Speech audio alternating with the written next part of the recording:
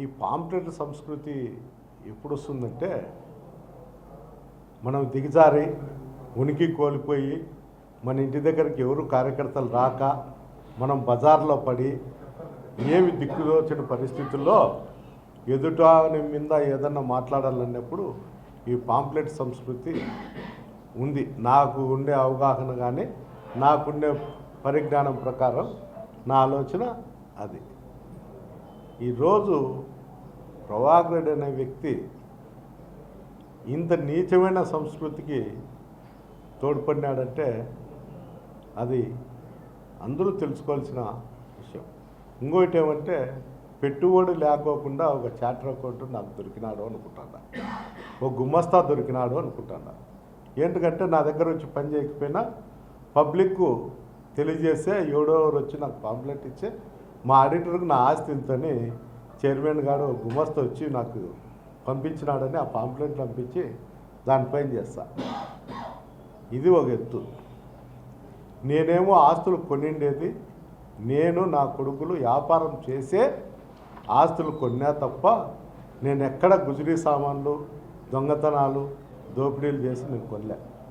అయ్యా మేము కమాండర్ జీపులో తిరిగేటప్పుడు కూడా 85లో 83లో కూడా నువ్వు మోటార్ సైకిల్లో తిరుగుతాను. నేను మీ అన్న గెలుపు కోసము ఒకానొక టైంలో మా అన్న 10,000 చందా ఇచ్చి కొత్త జీపు తీసుకొచ్చి మీకు బీగాలు ఇచ్చిన పరిస్థితి. తాడిపత్రి కాన్ఫరెన్స్లో ఎంతోమంది ఇళ్ల కాడ అరుగుల మీద వండుకున్నారు మీరు చందాల కోసము, వాళ్ళ ఓట్ల కోసం.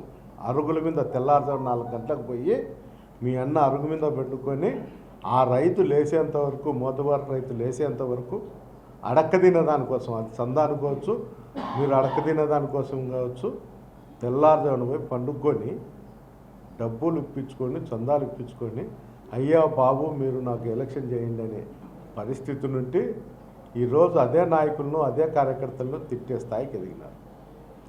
ఒక్కసారి మీ గతం గురించి ఆలోచన చేయండి.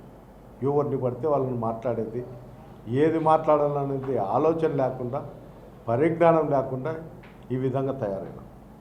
రెండోది, నిన్న మున్సిపల్ కమిషనర్ గారికి సుందరీకరణ అని ఒక ఫోన్కు 200-250 అవుతుంది. అతనే నేను ఫోన్లకు ఉండే జెండాలు తొలగించను, ఓన్లీ నేను లైటింగ్ మాత్రమే వేసుకుంటా సుందరీకరణ, దానికి మీరు పర్మిషన్ ఇవ్వండి అని చెప్పి అడగడం జరిగింది. అతను జెండాలు పీకుతా అంటే పోలీస్ అధికారులు మున్సిపల్ అధికారులు తీయాకండి అంటే పోలీస్ అధికారులకు అప్పట్లో ఇతను లెటర్ చూపించడం లేదు కాబట్టి ఇట్లా తీసి కాంట్రవర్సన్ చేయొద్దండి, తాడిపత్రిలో ఏదన్నా ఉంటే మేము తీసే ఇస్తాం మున్సిపాలిటీతో మాట్లాడని చెప్పిన దానికి ఈరోజు మళ్ళా కూడా పోలీస్ అధికారులను బెదిరించే ప్రయత్నం చేస్తాను. అంటే నువ్వే ఇచ్చి నువ్వే పర్మిషన్ మున్సిపాలిటీలో తీసుకొని మేము లైటింగ్ మాత్రమే వేసుకుంటాం, జెండాలు పోమని చెప్తూ జెండాలు పీకేదానికి ప్రయత్నం చేస్తూ ఏదో సిచ్యువేషన్ క్రియేట్ చేసి వైఎస్ఆర్ కార్యకర్తలను రెచ్చగొట్టి అక్కడ ఏదన్నా గలాటలు జరిగితే, లా అండ్ ఆర్డర్ ప్రాబ్లం సృష్టించితే ప్రజల్లోకి అతను పొరపాటున ఎవరైనా వైఎస్ఆర్ సిపి కార్యకర్తలు కోపంతో అతనిపైన దాడి చేసి దెబ్బలు తింటే దాని సాకుగా పెట్టుకొని ప్రజల్లోకి వెళ్ళాలనే ఆలోచన తప్ప అతను ఏరే విధంగా ఏం లేదు.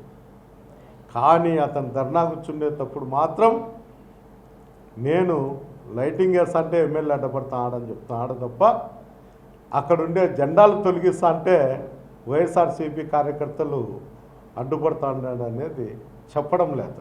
అంటే ఎంత తెలివిగా అధికారులను కావచ్చు ప్రజలను కావచ్చు మొబ్బిపెట్టే కార్యక్రమంలో అతను ఉన్నాడు. ఈ విధంగా ప్రతిరోజు ఏదో ఒకటి ఎలక్షన్లు 4 నెలలు ఉన్నాయని ఆలోచనతో చేస్తున్నాడు. సంవత్సరం నుండి ప్రతిరోజు ఏదో విషయం పైన అది ఈ విషయంలో మనం చేయాలా లేదా అనే ఆలోచన లేకుండా ప్రతిరోజు మీడియా మీద కూర్చోవడం, లేకపోతే యూట్యూబ్ ఛానళ్ళలో పిలుచుకోవడం, పోలీస్ స్టేషన్లలో అధికారులను బ్లాక్మెయిల్ చేసుకుంటూ బతుకుతాను. నేను ఈ బుద్ధు స్పష్టంగా చెప్తాను. నేను నా కష్టాజీతంతో నేను నా ఆస్తులు కొన్నా. ప్రభాకర్ రెడ్డి కష్టాజీతంతో ఆస్తులు కొన్నాడేమో. ఒక్కసారి చర్చకు రమ్మని, ప్రతిసారి నేను ఈ చర్చకు రమ్మని నేను ఏంటికి చెప్తానంటే, అంతో ఇంతో ఎప్పుడో ఒకసారి అతను టెంప్ట్ అయి నేను వస్తాను అని చెప్పి మీడియా మిత్రులకు పోలీసు అధికారులకు చెప్తారేమో అని ఎదురు చూస్తాండా.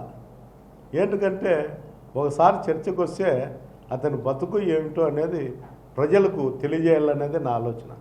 నాకు అంత ఓపిక లేదు. అతని మాదిరి పద్దెని లేసి ఒక పని పెట్టుకున్నాడు. ప్రజలు లేకపోరు కానీ మీడియానో యూట్యూబ్ ఛానళ్ళలోనో ఒక 5-6 మందిని వ్యక్తులను పెట్టుకొని అడ్డం వచ్చినట్లు అందరి మీద రెచ్చగొట్టే దొరలతో మాట్లాడతా, వాళ్లకు తెలుగు కూడా మాట్లాడరాని భాషతో మాట్లాడిస్తాను.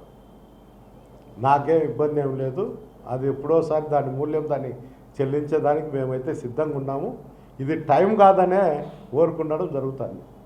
నేను చెల్లించకపోయినా మా కార్యకర్తలు కానీ మా నాయకులు కానీ ఊరుకునే పరిస్థితి లేరు. అంటే ఆ స్థాయి మితిమిరిపోయింది. అంటే వ్యక్తిగత దూషణలకు పోయే పరిస్థితికి వచ్చింది. అతనేమన్నా దీనికి ఇదంతా కారణం ఏమంటే, ఎలక్షన్ల ముందు ప్రభాకర్ రెడ్డి నా గురించి ప్రజలకు చెప్పిండేది వేరు, ఇప్పుడు జరుగుతుండేది వేరు. తాడిపత్రి కాన్ఫరెన్స్లో ఒక మార్పు తీసుకొచ్చిన. స్వేచ్ఛ అంటే ఎట్లుంటుంది, బానిసత్వం అంటే ఎట్లుంటుంది అనేది ఒక విధంగా తీసుకురావడం జరిగింది. నేను ఇప్పుడు కూడా లా అండ్ ఆర్డర్ను కాపాడాలనేది నా ఆలోచన. ఆ ఆలోచన నుండి నేనైతే ఎలక్షన్లు అయిపోయేంత వరకు దాన్ని డిమోట్ కూడా చేయలేను. అయిపోయిన తర్వాత అయితే ఖచ్చితంగా 2-3 నెలల్లో నేను మళ్ళా గతంలో నేను ఎట్లున్నానో 85 నుండి 2003, 2004 వరకు నేను ఏ విధంగా ఉన్నానో ఆ రూపం అయితే నేను కూడా ఒక 4 నెలలు 3 నెలలు చూపించాలనే ఆలోచన కూడా అది నా ఆలోచన కూడా అదే ఉంది. అది కూడా నా వ్యక్తిగతంగా వాళ్ళ కుటుంబం మీద మాత్రమే, ప్రజల మీద ఏం కాదు. ఎవరో 5 మందో 10 మందో వానికి అనుచరులు ఉన్నారు. నోరు జాగ్రత్తగా పెట్టుకోకుండా ఇష్టం వచ్చినట్లు మాట్లాడుతున్నారు వ్యక్తి. దీని మూల్యమైతే నేను ఖచ్చితంగా తీర్చుకోకుండా పోయే ప్రసక్తి లేదు. ఏంటంటే మనం కూడా దేవుని ముక్కుంటున్నాం. దేవుని ముక్కునేటప్పుడు ఏమంటారంటే, ముక్కున్నప్పుడు మా కోరిక నెరవేరితే మళ్ళీ నీ దగ్గరకు వస్తా స్వామి అని ముక్కుంటాం. ముక్కున్నప్పుడు మనకు నెరవేరకపోని మళ్ళీ ఆ దేవుని దగ్గరకు పోయి వస్తానే ఉంటాం. అందువల్ల నేను కూడా నా జీవితం మర్చిపోతే అందరికి కూడా పెద్దారెడ్డి ఇంత సామ్యుడిగా ఉన్నాడు అని దావుంటి వాడు కూడా నన్ను కాలుతో దండిపోతారు. నేను కాలుతో దండించుకునే పరిస్థితుల్లో ఎప్పటికీ లేను. ఒక్కసారి అయితే నా పాత జీవితంలోకి నేను ఒకసారి అయితే పోవాలనే ఆలోచన అయితే ఉంది. కానీ అది ఎలక్షన్లు అయిపోయిన తర్వాతనే నా పాత జీవితంలోకి నేను ఖచ్చితంగా 3-4 నెలలు అయితే పోతా. పోయి నాకు ఎవరు కావాల్సింటే వాళ్ళని నేర్చుకుంటా తప్ప నేను ఏరే విధంగా ఉన్నాను. ఇది కూడా నా ఓర్పుకు పరీక్ష. ఇది నాకేం ఏరే విధంగా లేదు. అది చిన్న సామాన్యునికి కూడా నా లాంటి పరిస్థితి వచ్చే వాడు ఎప్పుడో ఈ రోజుకు ఘర్షణలకు దిగేవాడు. కానీ నేను దిగను. ఇప్పుడు పోతే నష్టం ఏముంది అని అడగచ్చు. ఇప్పుడు పోయి డిస్టర్బ్ చేసి ఇన్ని రోజులు నేను మంచిగా ప్రజలతో అందరికీ ఉండి డిస్టర్బ్ చేసి వాడు ఆగింతం చేసి బజార్లోకి వచ్చాడు. గుడ్డలు దించుకోండి ఇంకోటి ఊరికి నేను బజారుంటి పోతానే అతనంతగా అతనికి బట్టలు దించుకొని ఎమ్మెల్యే పోతే నన్ను కొట్టిపోయినాడని. అందుకనే సానుభూతి అతనికి తెచ్చేదాని పరిస్థితుల్లో నెట్టి పరిస్థితుల్లో లేను. అందులాంటి ఆలోచనలు మానుకో. దేవుడు కూడా నీకు మంచి బుద్ధి ప్రసాదించాలని నేను కూడా కోరుకుంటాను. మొదలు పెడతానే కదా, ఇప్పుడు కూడా చెప్పినా కదా, ఇప్పుడు కూడా చెప్తా కూడా కొంతమంది మీద మాత్రమే అది జరుగుతుంది. లేకపోతే ప్రతి ఒక్కడు రాయేస్తంటూనే ఉంటాడు. నాకు అంత ఓపిక కూడా నశించింది. 60 ఏళ్ళ వయసులో నేను మానుకోవాలనే నేను మానుకున్నా. కానీ ఎవడో చెప్తేనో ఏదో నాకు ఇబ్బంది జరుగుతుందని నేను మానుకోలే. ఒక వాతావరణం తాడిపత్రిలో 30 సంవత్సరాల నుండి ఏకఛత్రాధిపత్యంగా అక్కడ ఉంటే హింస చూడలేకనే ఒక మార్పు తేవాలనే నేను మార్పు తెచ్చినా తప్ప ఏరే విధంగా అనేది ఏం లేదు. ఇంకా నన్ను దావుంటి పోయేవాడు కూడా అనామకుడు కూడా కాలుతుందంత అంటే తన్నించుకుంటే అంత సాహసం అయితే నేను చేయలేను. తిరిగి కొట్టే సాహసం కూడా నాకు ఉంది. నేను ఆ వేట మొదలుపెట్టినప్పుడు తట్టుకునే శక్తి అవతలని కూడా ఉండాలి. ఏ పార్టీ వచ్చినా కూడా నేను మొదలు పెడతా. ఇప్పుడు కూడా చెప్తాను, ఇది మెన్షన్ చేసుకోండి. తెలుగుదేశం కాదు, వైఎస్ఆర్ కాదు, జనసేన కాదు, ఏ పార్టీ వచ్చినా ఎలక్షన్ అయిపోయినాక 2-3 నెలల్లో నేను వేట మొదలు పెడతా. అది కూడా కనుక్కోండి.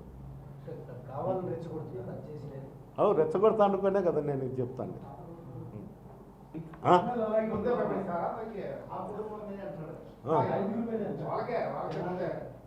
ఇప్పుడు భయపడితే భయపవాడు పిరికి పొందా, భయపడకుండా ఎదుర్కొన్నవాడే ధైర్యవంతుడు. అది అతని విజ్ఞతకు వదిలిపెడతా. భయపడుకోకుండా ఎదుర్కొంటాడో, భయపడి ఊరుకుంటాడో అది. నేనే మా గవర్నమెంట్ వచ్చానే నేను ఎదుర్కొంటా అని చెప్పడం లేదు కదా.